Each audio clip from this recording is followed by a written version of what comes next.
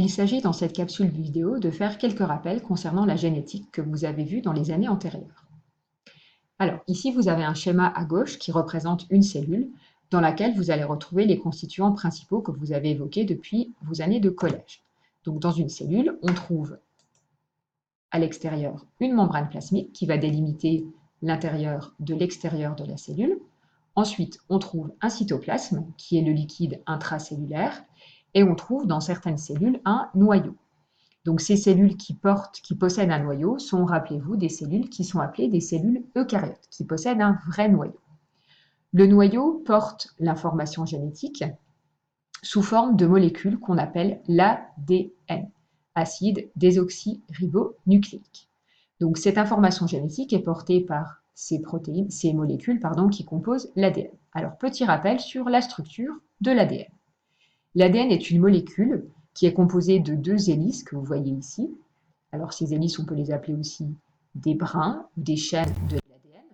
Donc l'ADN est une molécule qui est relativement petite puisqu'elle a un diamètre d'environ 2 nanomètres et sa longueur est variable d'une espèce à l'autre. Donc 2 nanomètres, je vous rappelle, c'est 10-9 mètres. Dans l'ADN, il y a des composants principaux qu'on va appeler des nucléotides. Ces nucléotides existent au nombre de 4. On trouve les mêmes nucléotides, quelles que soient les espèces qu'on va étudier. Donc l'ADN est une molécule, rappelez-vous, qui est dite universelle, parce qu'elle contient les mêmes composants et elle est formée de la même façon, quels que soient les êtres vivants. Ces nucléotides, comme vous le voyez, sont au nombre de 4 et ils s'associent toujours dans les deux chaînes opposées de la même façon. On va toujours retrouver A avec T et C avec G. Donc les nucléotides sont dits complémentaires. On parle de la complémentarité des nucléotides. Donc il existe 4 nucléotides qu'on représente par des lettres. A signifiant adénine, T thymine, C cytosine et G guanine. Et donc ces nucléotides s'associent toujours, C avec G, A avec T. On dit qu'ils sont complémentaires. Si on revient à notre schéma, donc vous avez appris depuis que vous êtes au collège que l'ADN est une molécule qui va s'enrouler en fait sur elle-même pour former ce qu'on va appeler les chromosomes. Chromosomes qu'on peut visualiser au microscope à un certain moment de vie de la cellule. Alors, comment se fait le passage de l'ADN au chromosome? Vous savez qu'il existe une étape que vous avez vue l'an dernier qui consiste à enrouler l'ADN sur lui-même et également autour de protéines que l'on visualise ici par les petites boules orangées. Donc cet enroulement va se faire progressivement. Ça va constituer une sorte de super enroulement. L'ADN s'entoure sur lui-même, s'entoure autour de protéines qui s'entourent encore sur elles-mêmes pour finalement aboutir à la visualisation en microscopie optique du chromosome. Donc cette étape-là de super enroulement s'appelle la condensation de l'ADN. Cela permet donc de voir les chromosomes qu'on ne verra qu'au moment de leur division. Donc ils sont visibles au moment de la division cellulaire, c'est-à-dire au moment de la mitose. Mitose sur laquelle nous reviendrons un peu plus tard. Il existe le phénomène inverse qui va permettre de passer du chromosome à l'ADN totalement décondensé. On appelle ça justement la décondensation. Donc c'est l'inverse, c'est un désenroulement entre guillemets de l'ADN autour de ses protéines, etc., qui permet progressivement de passer à l'ADN, simple molécule. Alors, une cellule, pour avoir des idées de taille, une cellule est observable donc au microscope optique et va être mesurée en micromètres. Donc micromètres, c'est-à-dire 10-6 mètres. Alors ici, donc on vous donne une taille approximative, environ 50 micromètres, sachant qu'il y a des cellules qui mesurent beaucoup moins de 50 micromètres, qui peuvent mesurer quelques micromètres, et d'autres qui peuvent mesurer plusieurs centaines de micromètres. Donc le 50 micromètres, c'est juste une moyenne. Alors, si on reprend les chromosomes, donc ici vous avez un schéma qui vous présente une paire de chromosomes, c'est-à-dire 2 chromosomes qui sont identiques, qui appartiennent à la même paire.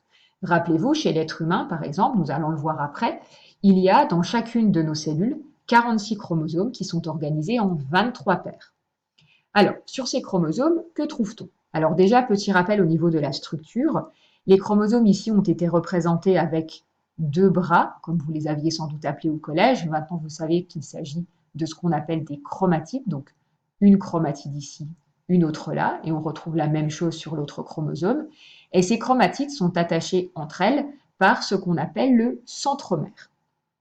Sur chacun de nos chromosomes, on va visualiser de nombreux gènes. Donc les gènes, ce sont des séquences d'ADN, puisqu'on a dit que le chromosome est fait d'ADN. Hein. Donc chaque chromatide est fait d'une molécule d'ADN. Donc ici, on aurait 2 chromatides par chromosome, sur celui-là et sur celui-là.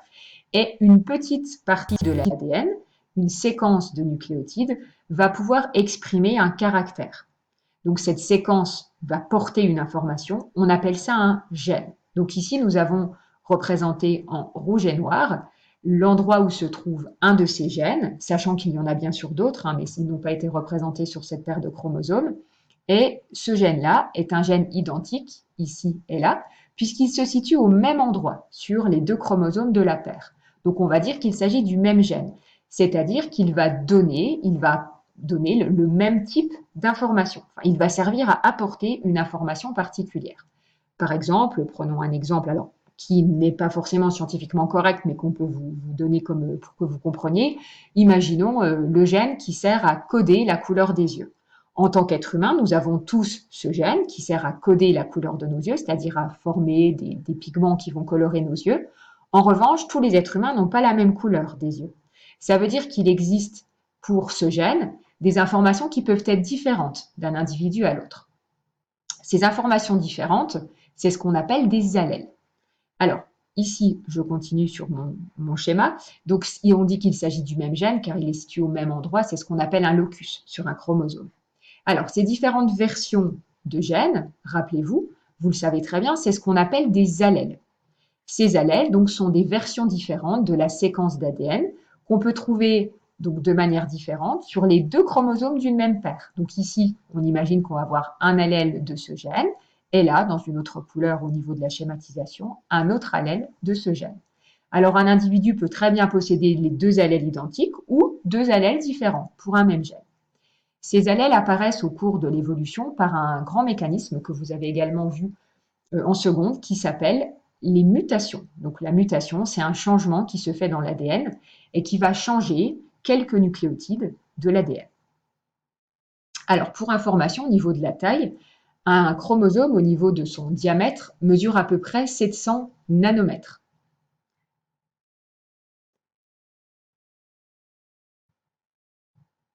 Alors, si on parle maintenant de la visualisation des chromosomes qu'on pourrait observer dans une cellule humaine. Donc ici, il s'agit d'une photographie, enfin d'un schéma d'une photographie qui aurait pu être faite en prenant les chromosomes d'une cellule et en les agençant par paire. Alors évidemment, dans une cellule, les chromosomes sont bien sûr éparpillés, ils ne sont pas rangés par paire, mais le fait de les ranger comme ça par paire, et donc par taille, constitue la réalisation de ce qu'on appelle un karyotype. Le karyotype, vous l'avez vu quand vous étiez au collège. Donc ici, nous avons affaire au karyotype d'une cellule humaine. Et ce karyotype, si vous regardez, donc nous avons ici des chromosomes qui sont par paire, donc un chromosome, un autre chromosome, qui forment la paire numéro 1, ici la paire numéro 2, la paire 3, etc.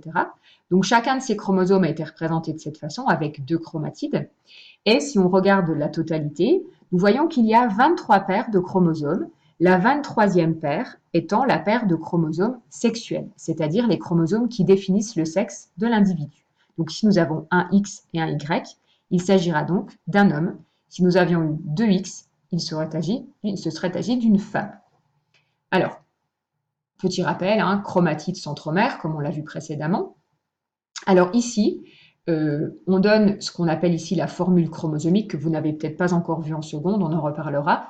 2n égale 46, qui signifie qu'au total, dans la cellule, on a 46 chromosomes, qui sont organisés en 23 paires, et 2n signifie tout simplement que les chromosomes sont par paire. Donc voilà pour le karyotype d'une cellule autosomique, c'est-à-dire une cellule qui n'est pas une cellule sexuelle. Alors, les chromosomes auraient très bien pu être également représentés par une seule chromatide. On aurait quand même eu le même nombre, toujours par paire, 23 paires, 46 chromosomes, mais ils n'auraient porté qu'une chromatide. Au niveau de cette formule, cela n'aurait rien changé. Alors, le chromosome en lui-même, vous voyez qu'ils n'ont pas la même taille, il existe des grands chromosomes et des petits. D'ailleurs, le karyotype s'établit justement en fonction de la taille des chromosomes. Le 1, c'est la plus grande paire, jusqu'au 22 qui correspond à la plus petite paire. Alors, un chromosome, ça a des tailles très variables, ça peut aller de 0,2 à peu près à 20 micromètres. Et puis pour finir, Voici le karyotype d'un gamète humain. Donc un gamète, c'est-à-dire une cellule reproductrice. Donc gamète masculin, ce sont les spermatozoïdes, gamète féminin, ce sont les ovules. Et vous voyez ici que les chromosomes ne sont plus par paire. Ils sont seuls, entre guillemets. Donc il y a un chromosome 2, un chromosome 1, un 3, un 4, etc. Donc, on écrira dans la formule chromosomique non plus 2n, puisqu'il n'y a plus de paires de chromosomes et des chromosomes seuls. Donc, on écrira n. Et ici, on va mettre le total du nombre de chromosomes, c'est-à-dire qu'ici, on en trouve 22 plus le chromosome sexuel qui est ici, qui est le chromosome X. Donc, 23 chromosomes, donc n égale 23. Et s'agissant d'un chromosome X, juste pour information, il pourrait s'agir ici soit d'un gamète femelle, c'est-à-dire d'un ovule, ou alors d'un gamète mâle, c'est-à-dire d'un spermatozoïde porteur de X, puisque les spermatozoïdes peuvent porter soit X, soit Y, et les ovules ne porteront eux que que X, puisque la femme a une paire de chromosomes XX. Elle ne pourra donc donner que du X dans ses gamètes. Voilà, alors maintenant pour voir si vous avez compris, à vous de jouer avec la suite de votre cours.